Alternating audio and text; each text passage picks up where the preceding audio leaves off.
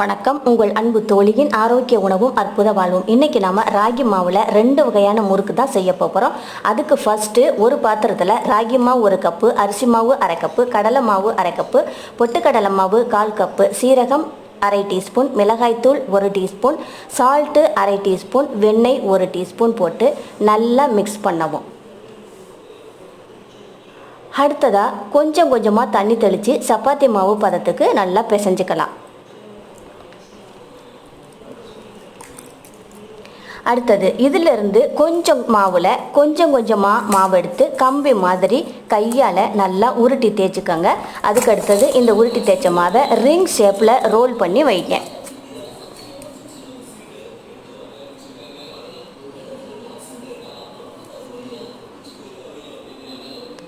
இதே மாதிரி நல்லா உருட்டிக்கங்க. உருட்டிட்டு நல்லா இதே மாதிரி நல்லா தேய்ச்சிட்டு ரிங் ஷேப்பில் அழகாக ரவுண்ட் பண்ணி ரெடியாக வச்சுக்கோங்க. சப்ஸ்கிரைப் பண்ணாதவங்க சப்ஸ்கிரைப் பண்ணுங்கள். சப்ஸ்கிரைப் பண்ணிவிட்டு லைக் பண்ணுங்கள், ஷேர் பண்ணுங்கள்.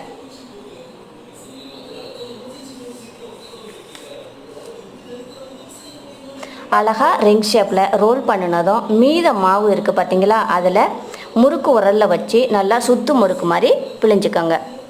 பாருங்கள் எவ்வளோ அழகாக சுற்றி ரிங் ஷேப்பில் எடுத்தாச்சு. இப்போ முறுக்கு உரலில் வச்சு நல்லா புளியுங்க. புளிஞ்சிட்டு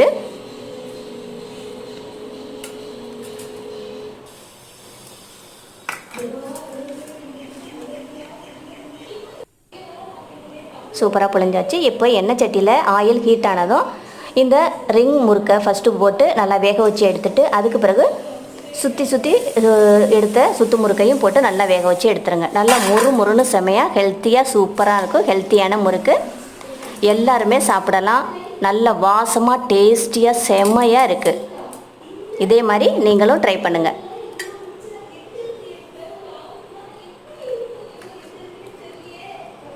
அப்படி மட்டக்குன்னு உடையுது பாருங்கள். தேங்க்யூ.